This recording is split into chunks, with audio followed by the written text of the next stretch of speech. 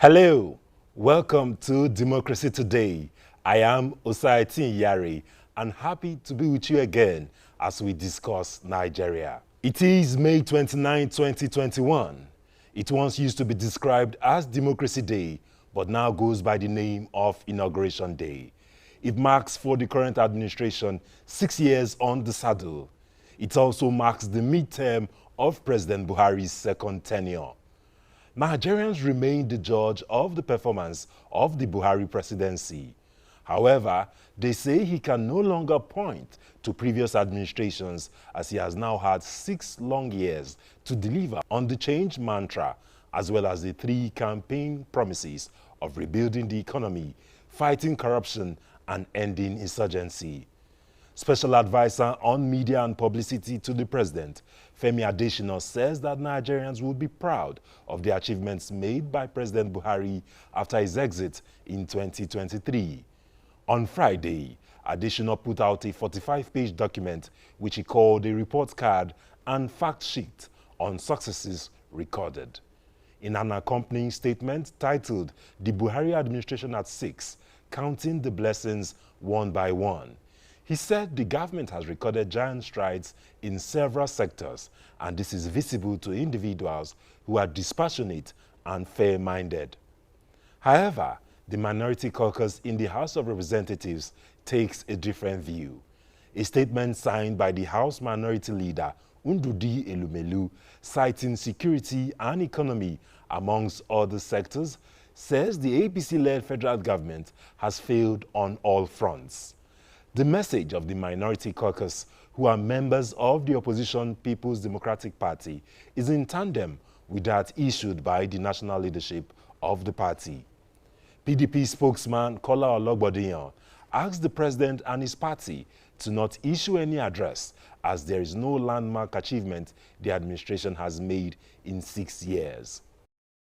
Leads us to a quick conversation with Niyi Akinsiju, a media expert, public affairs analyst, and chairman of the Buhari Media Organization.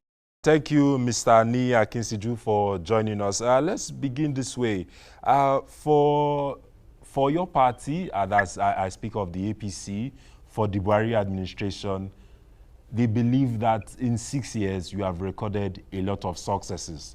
But some other Nigerians point to other issues on the ground, including that of security, which is one area the Buhari presidency ran as a part of his campaign promises to deliver on.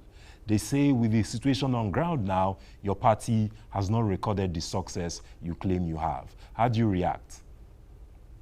Well, thank you for actually acknowledging the fact that we have recorded successes in various segments and sectors of issues in the economy and, of course, the general well-being of the nation.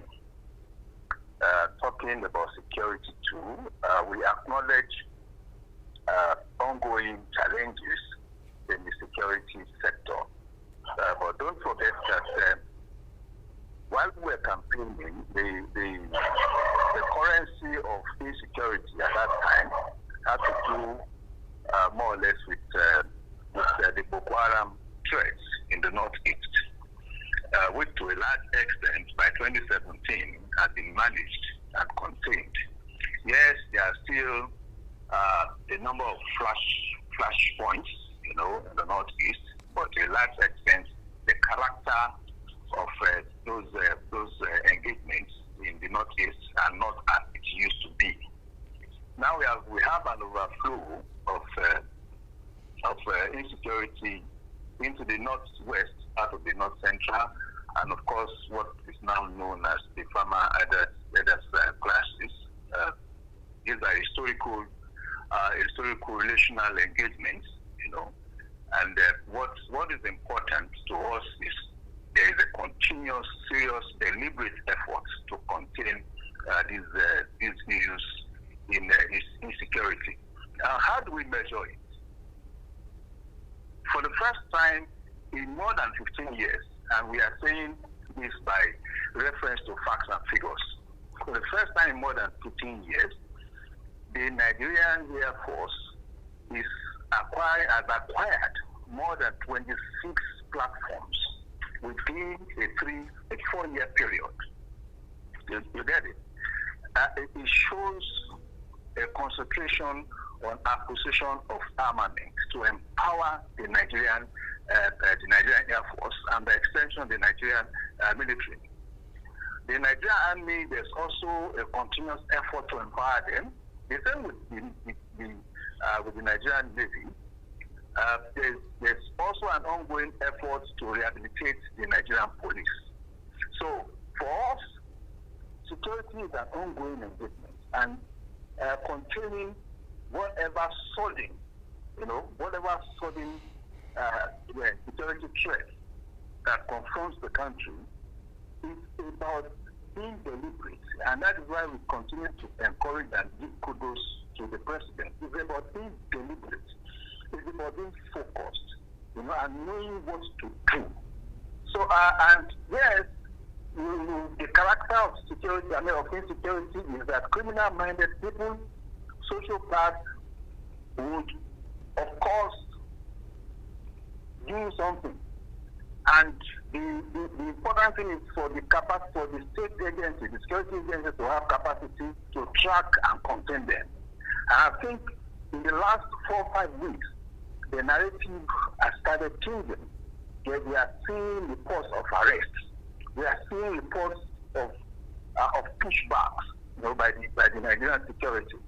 Now, what I need to also point out is that in our achievements, especially in the provision of infrastructural facilities, why we take pride in what the president is doing is that he is doing so much with so less. When we compare the administration of this president with those that have been before him, the quantum of fund and revenue available to him does not compare at all. And yet we are seeing practical, referenceable infrastructural projects. Mr. Nii, allow me button 1 moment now. And there's something I've noticed some of the points you have made, which I'd like to react to. But let me begin first from the last one. You said, speaking to the fact, as you have said now, that the administration has had to do so much with less, and now I want to drive it in this direction to say 6 years on, because recall that when the Buhari administration came on board, it always pointed to, which you did now, previous administrations, to say, look, the problems we are facing now are a result, things not done or left undone in the previous administrations. And now that you are on board 6 years on, are we gotten to the point where you are now ready to accept responsibility for the failures as well of the government? Yes. If you point us to failures, we will review it. But the truth of the matter, and there are facts and figures to back this up, the truth of the matter is that we have been concluding projects that have been abandoned. We have even started projects that were conceptualized and were on papers. We have started them and we are concluding them.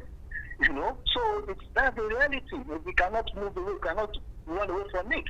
We are talking of security matters now. I just told you, we inherited a northeastern Boko Haram characterized conflict. I agree, Mr. Akisiju. During our time, there's an extension of violence to the north central part of northwest. And I also talked about implication of there are more cases of kidnappings and all that. Those are security breaches that we can say, okay, it's original to this session. But I've said the government is doing so much to contain this, whether by the acquisition of armament, and providing welfare to men of the armed forces.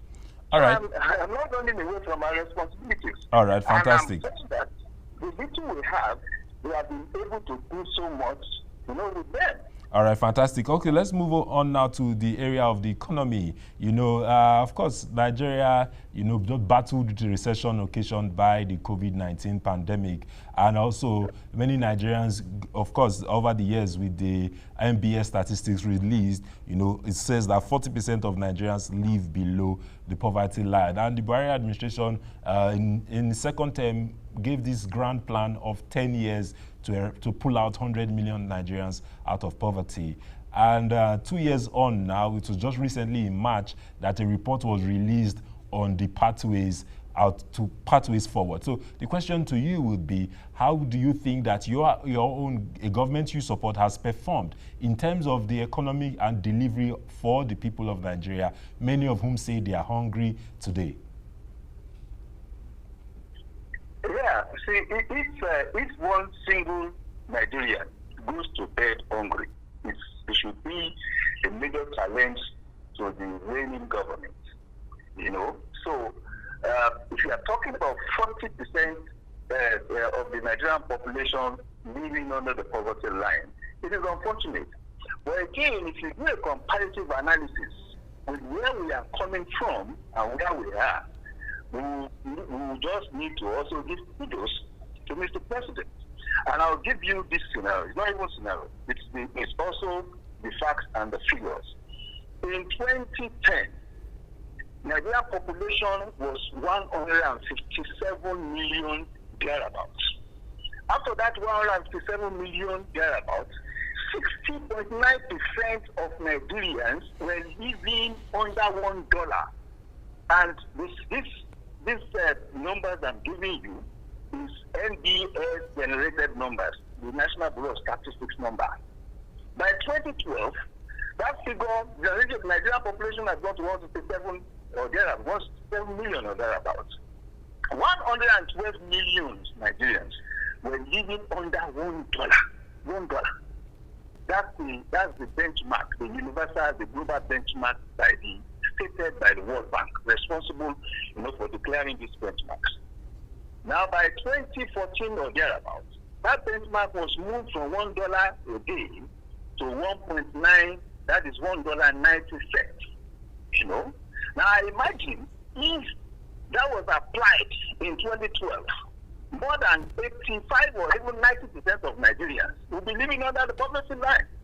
But by 2018, despite the fact that the benchmark has been moved up from $1 to $1.90, by 2018, and that's the figure we have so far, the Bureau of Statistics did its normal survey and came out with the fact that that number had reduced from a high of 112 million in 2012 to 82.9 million in 2018.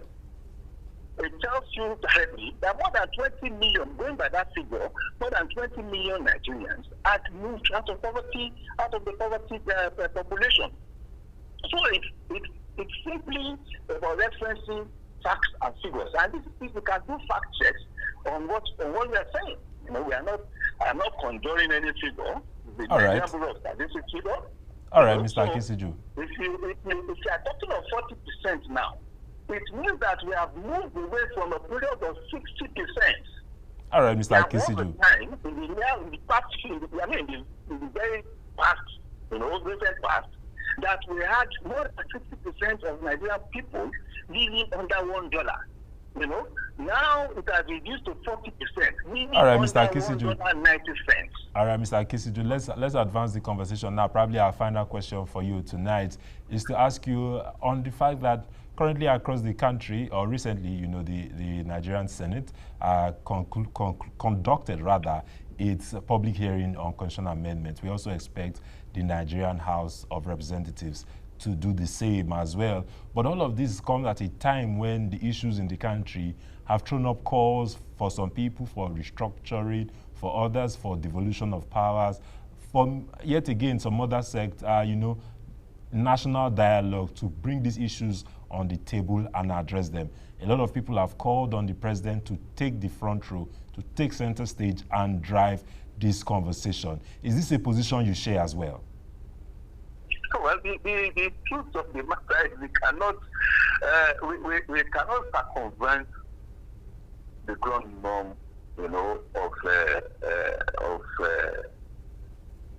of our democratic institution. And and the ground norm is the Constitution. In that Constitution, the President has his role. The legislative arm of government has its own role too. And of course, by general evaluation of the responsibility of who is what within the three arms of government, the legislative arm of government is the representative of the Nigerian people. And therefore, sovereignty is located, in the legislative arm of government. So to that extent, the Nigerian legislative arm, the National Assembly, is the custodian of the sovereignty of the Nigerian people. And therefore, it should be the lead, in whatever we want to do with our Constitution. If the National Assembly today decides that it is ready to throw off our Constitution and let us start all over, that is the voice of the people, voted for by the people. The President's responsibility is not to breach the process of constitutionalism. He has no business with it. And the President had always insisted, whatever we need to do with our Constitution, whoever has suggestions and all that, please approach your representatives, wherever you may be. And that's why they are representatives. You have House of Reps member, you have the Senate, you have the Senate, the Red Chambers members, and you can even start from your state. You have members representing you at the state level, because whatever would happen to the Nigerian Constitution, we must also have agreement at the state level. So the campaign, the canvassing, should start from all those places. It has nothing to do with the President. The President can what the President will do essentially is, after all these processes have gone through, and they are now forwarded to the President, if he now refuses to sign, to append the signature, to assent to it, then it becomes another issue. All right. And we are not even contemplating that. Okay. The first thing is, let us follow this process. All right. Thank you so much, Mr. Akinseju. What the National Assembly is doing is the right thing. Okay. All right. Thank you, Mr. Akinseju. We thank you for your time tonight.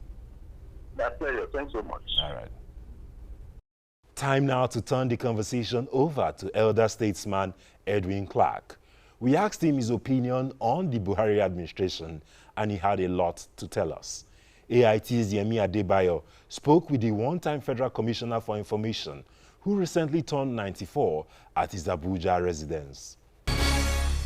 I do not know what you really mean by how do I rate Mr. President.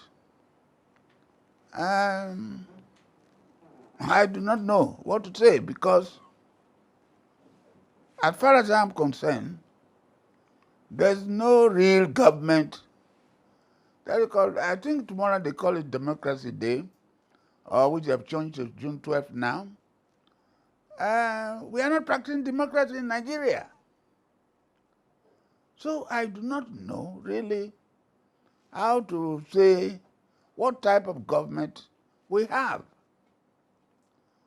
One may ask, how many bills, executive bills, of national interest Mr. President has submitted to the National Assembly for the past 6 years, apart from budget and finance bills and requests for borrowing of money also. In other words, another way, how many bills of national interest have been passed by the National Assembly, both the Senate and the House of Representatives, that have been approved, signed into law by Mr. President? So as far as I'm concerned, I'm not thinking about physical development in Nigeria. I'm talking about real democracy, a government that is democratic. We have never had, for the past 6 years, free and fair and credible election in this country. Because the electoral law is faulty. It's archaic. Let me give you a little example. All over the places in the world, people use electronic votings. And something shocked me recently. Apart from the Nigerian Bar Association, which has been using what they call e-voting or something like that, the government of Nigeria has refused to improve on it, on how to get proper voting in this country. May I say this? There is an organization, an NGO organization known as His Own National Congress, of which I'm the chairman of the Board of Trustees. Last month, or this month, they conducted an election of where there were about 450 delegates all over Nigeria. They used the e-voting.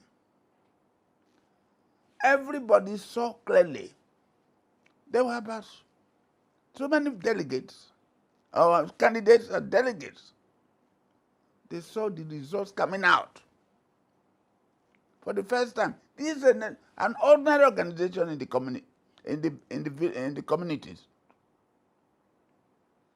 And at the end of it all, the results were clear to all the candidates, and they congratulated themselves. They saw that the elections were not rigged. That's a cultural organization. Only last month. So no one has gone to court. But in Nigeria, what is happening? You have an electoral law being amended. The 8th National Assembly submitted it, and it was said that they couldn't do anything. Last time they said, oh, it was too near to the election. Where is the law? Is it the Nigerian Constitution that says so, that when it's very close to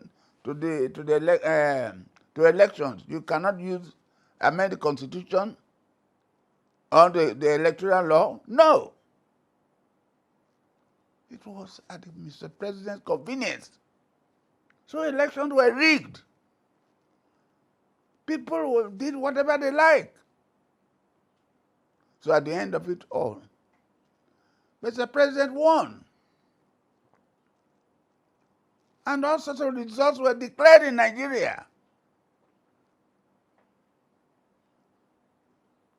There's no democracy in this country. So whether you call it May 29th or June 12th, there's no democracy in Nigeria. Now we have a constitution which was handed over by the military. I agree. The constitution went through a committee chaired by late Justice Nikitobi, my own younger brother. But it was adulterated by the Supreme Military Council. What have we? We have a unitary form of government clothed in a federal clothes, where a government, the Nigerian president is the most powerful president in the whole of the world. He alone controls everything. The appointments of people into parastatal. So he's free to remove people who are already in government employment and replace them at his will. Nobody challenges him. The Constitution of Nigeria is no longer obeyed, even though it's unitary, even though it's unacceptable. So what do you want me to comment upon? You want me to comment upon government of Buhari for the past 6 years? There's hardly a government in this country. I would say there's no government in this country. But what is happening today is because the laws of the Constitution is not being obeyed, the provision of the federal character is not obeyed, various clauses in the Constitution are not obeyed. People have taken the law into their own hands. But this perhaps is not the visions of the founding fathers of Nigeria when we look at this issue holistically. It's not. Since 1951, 53, we have had a series of constitutions. And what has happened? We have been practicing democracy in a federal system of government by three regions, which we call the three-legged pot that make up Nigeria: the North, the East, and the Western region. Each region controls its own resources to some extent because we belong to one country. The balance of 50% was shared among the three regions again. Federal government got 20 or 30%. Everybody runs its government at its own pace. Nobody waits for the other. There was no acrimony. There was no jealousy. When Obafemi started free primary education in 1956, Dr. Nnamdi Ezike could not do it in the Eastern region. Southern Sokoto could not do it. But they were competing. The three open universities in their regions. The Western region, which I belong to, was very well developed. Israeli companies were brought to Nigeria to develop our roads. The tallest building, the Cocoa House, was built in Ibadan. Western House in Lagos. Industrial Center in Apapa and Ikeja. Similarly, Ahmadu Bello University was built by the Northern region. Kaduna Capital Territory was built. So what are we saying? Until we agreed that we should have independence, and the constitution that was drawn in 1960, 59, in Britain and in Nigeria, Ibadan, was a federal constitution because of the diversity or the nature of people in Nigeria. We are not one country. No one group of people can rule Nigeria. Others are not slaves. That's why we call it three-legged pot. We had independent constitution drawn up by the British and the Nigerians. But Nigerians were not satisfied. In 1963, they said it was now necessary for us to draw our own constitution. They did. That is the best constitution that Nigeria ever had, the Republican Constitution, 1963. And the democracy was practiced until 1966, when we had this unfortunate coup by the five majors. But since then, Ironsi took over, General Ironsi, Ago Ironsi, as the general officer commanding the Nigerian Army, and changed the constitution, suspended it, and brought decree number 34, which made Nigeria a unitary form of government in line with the military hierarchy. You have the commander, every other person under him. That's what we are practicing today. So you have a president. Then after that, when General Yakubu Gowon took over, nothing changed because the war was there. So what are we talking about? Jagarik was in power for only a short time. Then he was overthrown. So we've been having military form of government where military leaders did everything for themselves, created states for themselves to suit themselves, created local governments to favor their own areas. What did they not do? Is any state created by a civilian government in this country? None. In all of this, when you look at Nigeria, That's what we call democracy. When you're talking about development, it's not how many roads you build. It's not how many aerodromes you build. Democracy, when every Nigerian is allowed to participate in the affairs of his own country, where everybody in Nigeria is regarded as equal, who can aspire to attain any position in his own country, where nobody is second class into the other, where no one is a slave, where nobody is superior to the other. That is a country. That's democracy. So what is going on in this country today? People want to break up to do what? Where are we going to? Who are we leaving the country for? So people are now expressing their dissatisfaction, their frustration in many ways. Some are even wounding themselves. So there's crisis in this country. And this crisis, if not stopped, I don't know what will happen tomorrow. So this is not the time for me to talk about the achievement of Buhari. Buhari had decided to run a government whereby we regard him as president of northern Nigeria, or a Fulani president.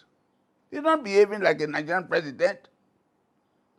A situation where you remove people from one part of the country and replace them with people from another part of the country. You are not president of Nigeria. that takes me to the next question. Yes, sure. The rising rate of insecurity in Nigeria now perhaps is of major concern to everyone, including those in authority. And one we want to ask, how did Nigeria got to this stage? Because when you look at our security now and the way people are being killed, you wonder that how did Nigeria got to this level? For you, how would you attribute this? What would you say is responsible for this increased insecurity that we have in Nigeria today? Listen, we are talking of human beings. We're not talking about animals. When people are dissatisfied, when people are hungry, when there's no appointment for them, employment for them, when they are being removed from their own appointments, when there are no sufficient schools for them to go to, where the schools are not properly funded.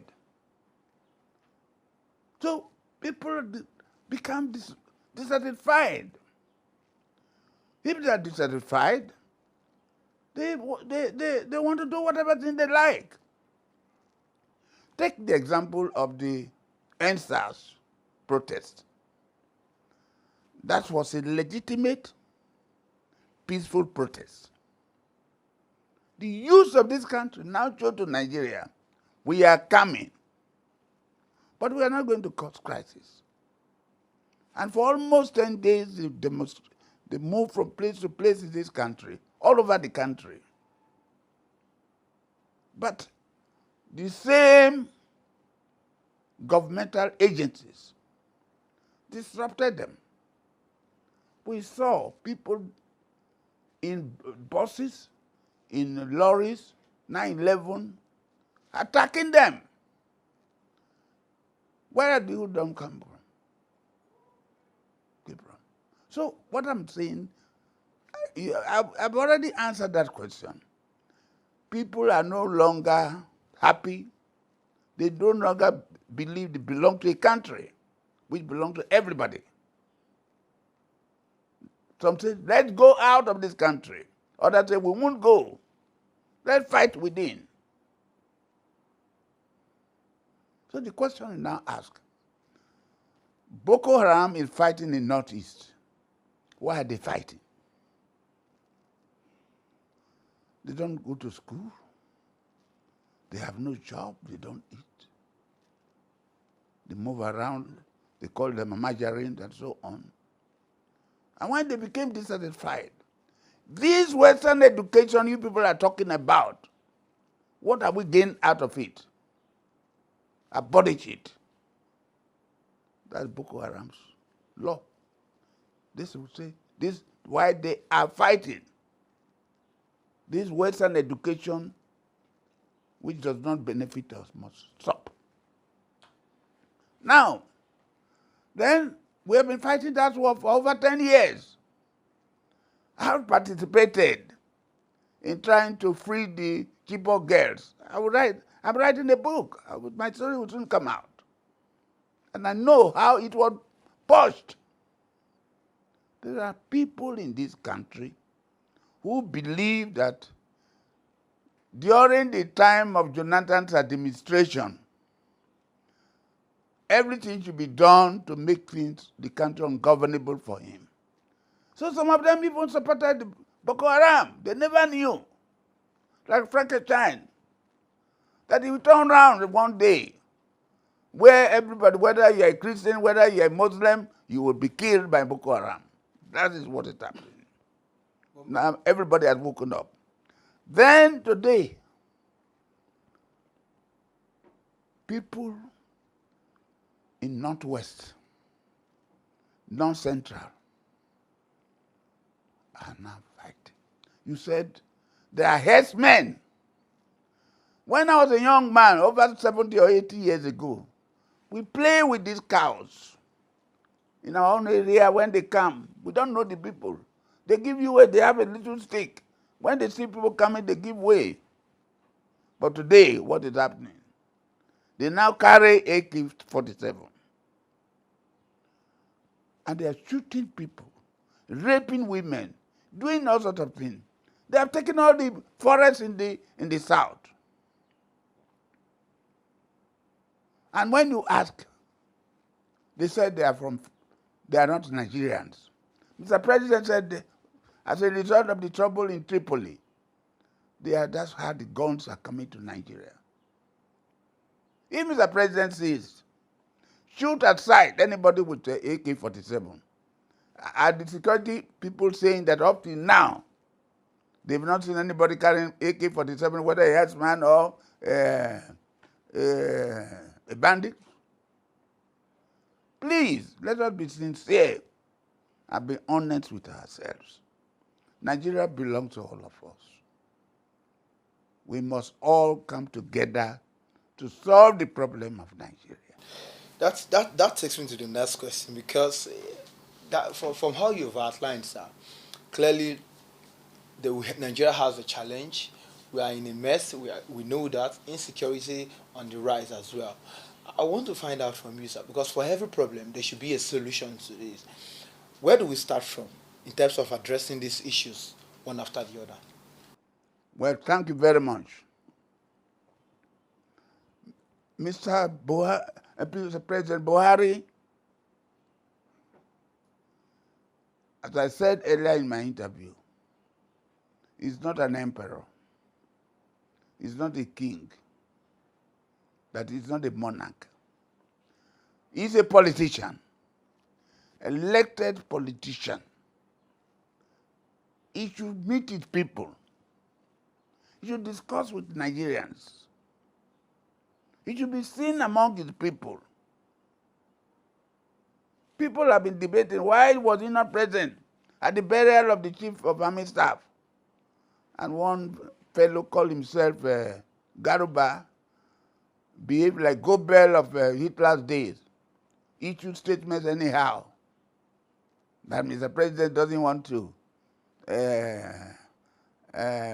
disturb people in Nigeria by passing through the road and so on. But you know very well that if Mr. President is passing at any time, we have been there. The road will be closed. Nigeria knows that everywhere in the world. So, what am I saying? Let Mr. President, number one, call a meeting of all shades of opinion in this country. He's the president of Nigeria, president of his enemies, president of his friends, president of Christians, president of Muslims. Call a meeting of all Nigerian leaders. If you like to ask a rock or to a public place where we all sit down. Things are going wrong in our country. What do? We put our heads together. Buhari alone should realize that he alone cannot solve the problem of this country. The North alone cannot do it. The West alone cannot do it. The East alone cannot do it. South cannot do it. We must all come together. So the first thing he should do to call a meeting. We may call it town hall meeting or whatever, where everybody will be represented. I'm not talking about the Greek parliament, where everybody should be present. Leaders and all class of people should be present. Discuss the problem of Nigeria. What is happening in Boko Haram area today is happening to all Nigerians. Because many people regarded it was a northeast affair. Today is a Nigerian affair. That's the first thing that should happen. Then number two, this country must be restructured. As I said in my interview to Arise, if we do not restructure this country, failing to restructure this country will kill Nigeria. Because Buhari said that if we don't kill corruption, corruption will kill Nigeria. But non-restructuring of Nigeria is worse than corruption. Number three, we must have a proper constitution based on a federal system of government. Let's go back to the 1983 Constitution. A meeting like that, we will discuss that. That one did not favor any particular group of people. The Sarana of Sokoto was there. Tafawa Balewa was there. Dr. Nnamdi Azikiwe was there. Okpara was there. Chief Obafemi Awolowo was there. Akintola was there. Nobody was out of it. Osadebe was there. That's 1963 Constitution. What is wrong? This is the 1963 Constitution which spelled out a federal system of government. Now Nigeria has grown up. What do we subtract? What do we add? Fortunately, a series of constituent assemblies. For instance, the one of 2005, the political something instituted by Obasanjo. I was leader of the South to that conference. Because the president wanted a third term. That's why the constitution was not amended. Then the 2014, I was also there as one of the elder statesmen. We produced a constitution, so a report.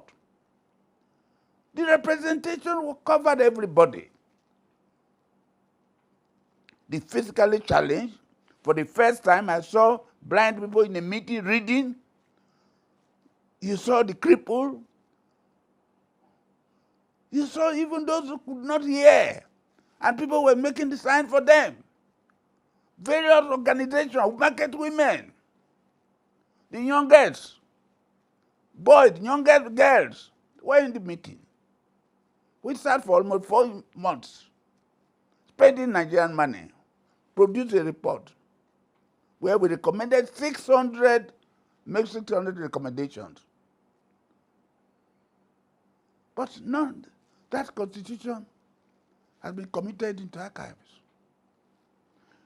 Then APC in 2014 and 2015 paraded themselves all over the country.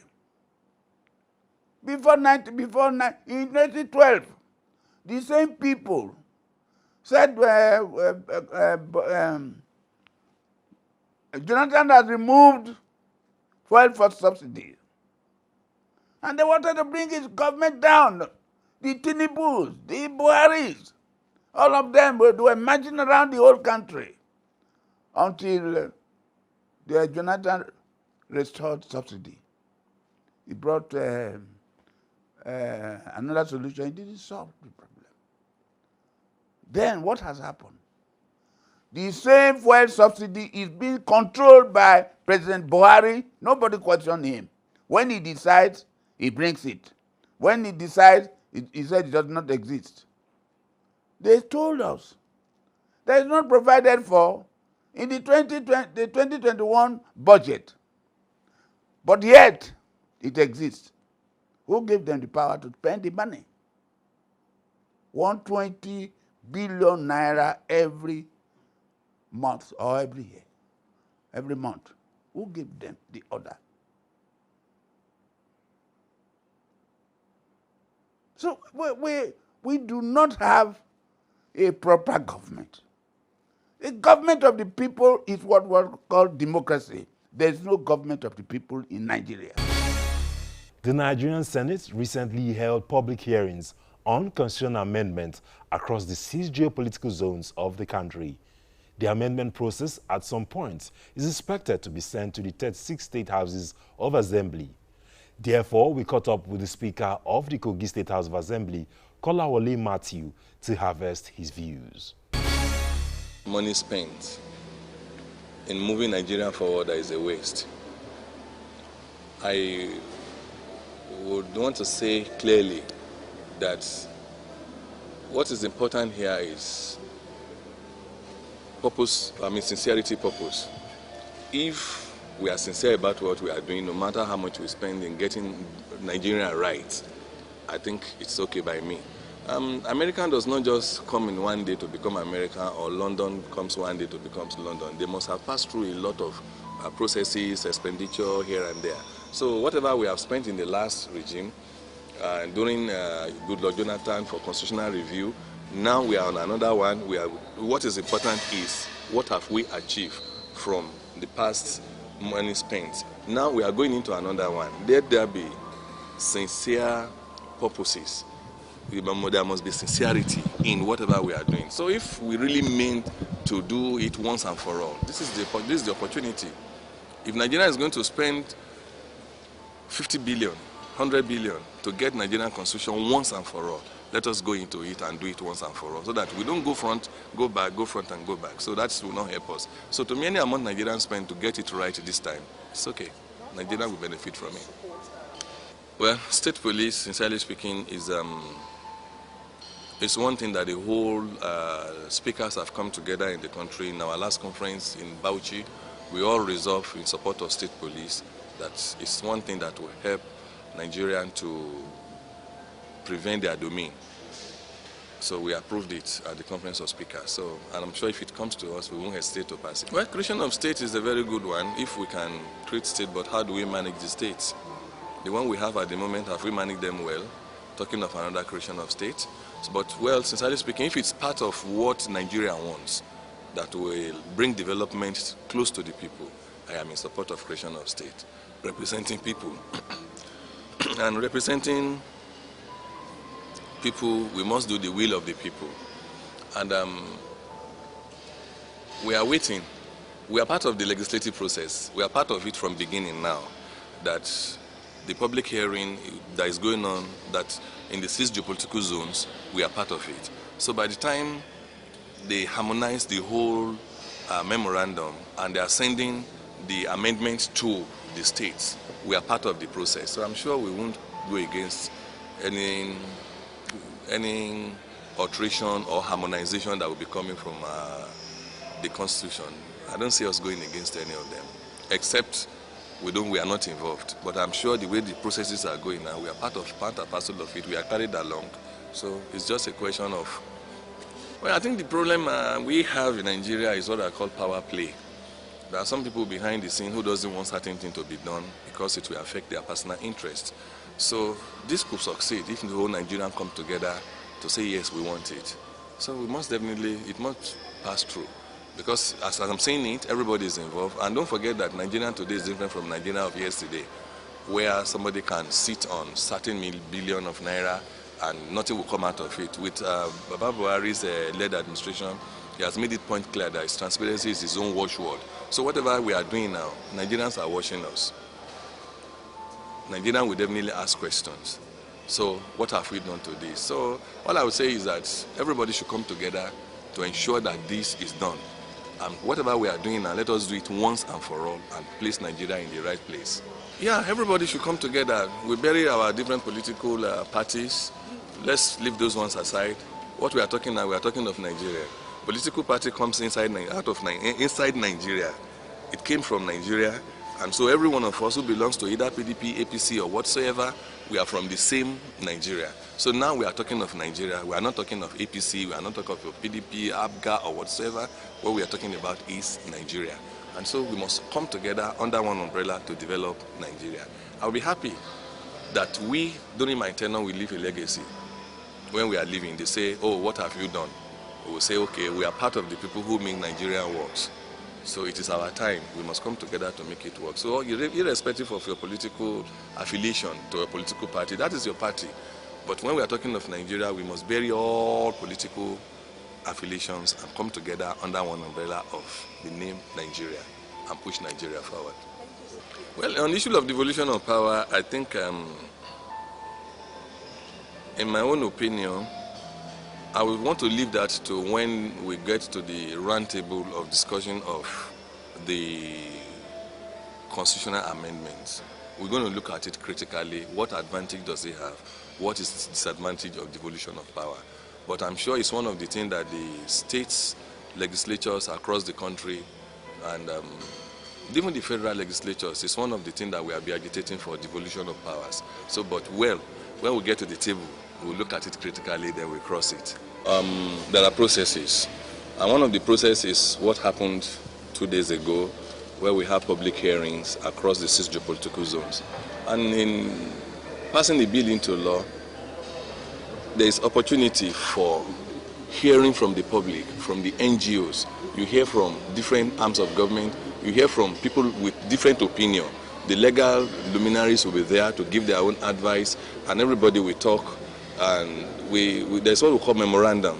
We pick memorandum from different bodies in Nigeria, and then we now look at it holistically and put everything together before a bill is being passed into law. So definitely there's no how Nigeria will surely have a say in the amendment of the Constitution of the Federal Republic of Nigeria. There's no how they will have a say. And I believe strongly that as a legislature, Nigeria cannot survive without appropriate law. Talking about the 1963 Constitution and talking about the 1999 Constitution as amended, I believe that both constitutions were made by Nigerians, irrespective of where it comes from. And sincerely speaking, I must confess to you that we cannot completely abandon 1963 Constitution, while at the same time we cannot abandon the 1999 Constitution. I think in my own opinion as a legislature, what we need to do is harmonizations of laws. We need to look into the laws of 1963, the Constitution, where it would benefit Nigerians, and then we look at the one of the 1999 Constitution, because 1999 Constitution in particular had so many alterations that it has passed through the processes of legislative business. So today we can't just say we want to abandon 1999 Constitution for 1963 completely. So what I would suggest is we look at it holistically and harmonize the two laws. And it says we bring 1963 on board, we bring 1999 on board, and then we do harmonization of Constitution for Federal Republic of Nigeria. And it will pass through the normal process. And that's the size of our package on Democracy Today. Join us again at 10 p.m. on Sunday. I am Usaitin Yari. Stay blessed.